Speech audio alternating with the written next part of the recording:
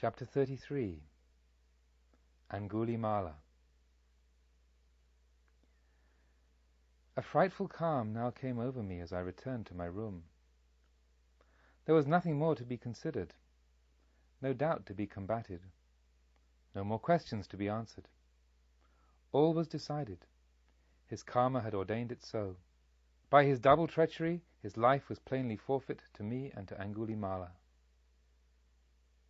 So great was this calm that I fell asleep the instant I laid myself down on my couch, as though my whole being were anxiously endeavoring to bridge over the empty hours of waiting.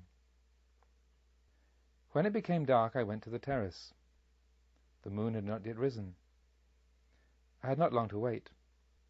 Angulimala's powerful figure swung itself over the parapet and came straight to the bench on which I sat, half averted from him. I did not move, and, without raising my eyes from the pattern of the colored marble tiles, I spoke. What you wish to learn, I know. Everything. The hour when he leaves, the strength of his escort, the direction he takes, and the roads and paths over which he goes. Under the influence of his own bad karma, he himself forced his confidence upon me.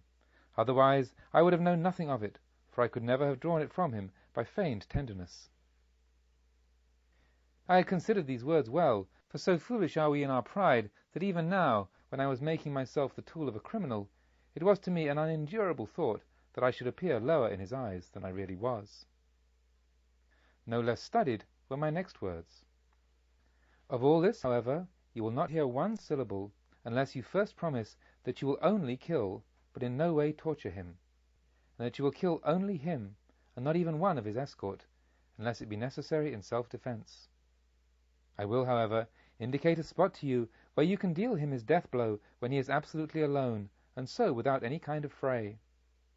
This, therefore, you must promise me with a solemn oath. Otherwise you can kill me, but not one word more shall you hear.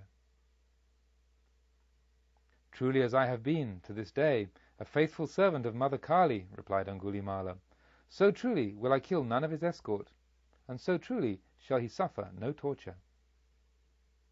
Good, I said. I will trust you. Now then listen, and note every detail exactly. If you have accomplices in the town, you will have learnt already that preparations are being made for advancing against the robbers tomorrow. That is, however, all empty show to deceive you. In reality, Satagira, escorted by 30 horsemen, rides from the town by the south gate an hour after midnight, leaves the Singsapa wood lying to his left, and sweeps out in a more southerly direction, in order then to move eastward over the byways through the hill country. And I now gave him an absolutely exact description of the neighborhood, including the narrow ravine through which Satagira would have to pass, and where he could easily and surely be killed. An oppressive silence followed my words, during which I heard nothing save my own hard breathing.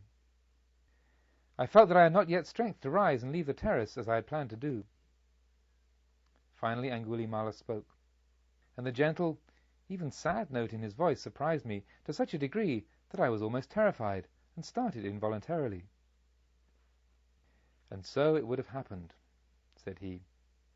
And you, the tender, gentle wife, who has assuredly never intentionally injured even the smallest of creatures, would now have been in alliance with the vilest of human beings, a wretch whose hands drip blood. Yes, the murder of your husband would have burdened your conscience, and would now be spinning its black karmic threads on the downward path, on into the infernal world. That is, so it would have been, if you had now been speaking to the robber Angulimala. I didn't know whether I could believe my ears. To whom else had I spoken then? It was certainly the voice of Angulimala, even if with that wonderful change of tone. And as I turned abruptly round, now thoroughly dismayed and confused, and looked intently at him, it was beyond all doubt the robber chieftain who stood before me, even if, in his whole bearing, another character seemed to be expressed than that which on the previous day had held me in its fearful thrall. But have no fear, noble lady, he added. All this has not yet happened. Nothing has happened, not any more than if you had addressed your speech to this tree. These words were as puzzling to me as those that had preceded them, but I did understand that, for some reason, he had given up his plan of vengeance on Satagira. After I had worked myself up through frightful inner struggles to such an unnatural pitch of crime, this sudden, incomprehensible melting away, this ghost-like loss of action, was a disappointment which I could not bear. The unusual strain to which my whole nature had been subjected found vent in a stream of abuse which I hurled in Angulimala's face. I called him a dishonourable villain, a faithless, empty braggart, a cowardly cheat, and much more. The worst names I could think of, for I hoped that when insulted in this way the man, notorious throughout Jambudvipa for his violent temper, would stretch me lifeless on the ground with one blow of his iron fist. But when I stopped, more because breath failed me than words did, Angulimala answered with a softness of tone that quite put me to shame. All this and more have I deserved from you. Yet with it, I do not believe that you would have been able to so irritate even the old Angulimala that he would have killed you. For I can see that to accomplish this is your intention. But even if another had now said this and worse, I would not only have borne it quietly, but would indeed have been grateful to them for giving me the opportunity of undergoing a useful test. Has not the Master himself taught me? Like the earth, you should exercise evenness of temper, even as one casts upon the earth both that which is clean and that which is unclean, and the earth is neither pleased nor horrified, humiliated or disgusted at that. So also, like the earth, exercise evenness of temper, so that pleasant and unpleasant experiences will not invade your mind and remain. For you speak, Varsity, not with the robber, but with the Upasaka, the disciple Angulimala. What kind of disciple? What master? I asked, with contemptuous impatience, although the strange speech of this incomprehensible man did not fail to exercise a peculiar, almost fascinating effect upon me. He whom they call the Tathagata, the knower of the worlds, the fully enlightened one, the Buddha, he answered. He is the Master. Have you not heard of him before now? I shook my head. I count myself happy, he exclaimed, in that I am the first from whose lips you hear the name of the Blessed One. If Angulimala once, as robber, did you much harm, as a disciple he has now done you far more good. Who is this Buddha? I asked in the same tone, without wishing to let it be seen how much my sympathy had been awakened. What has he to do with this strange behaviour of yours, and what blessing is hearing his name supposed to bring to me? Even to hear the name of him whom they call the Welcome One, said Angulimala, is like the first shimmer of light to one who sits in darkness.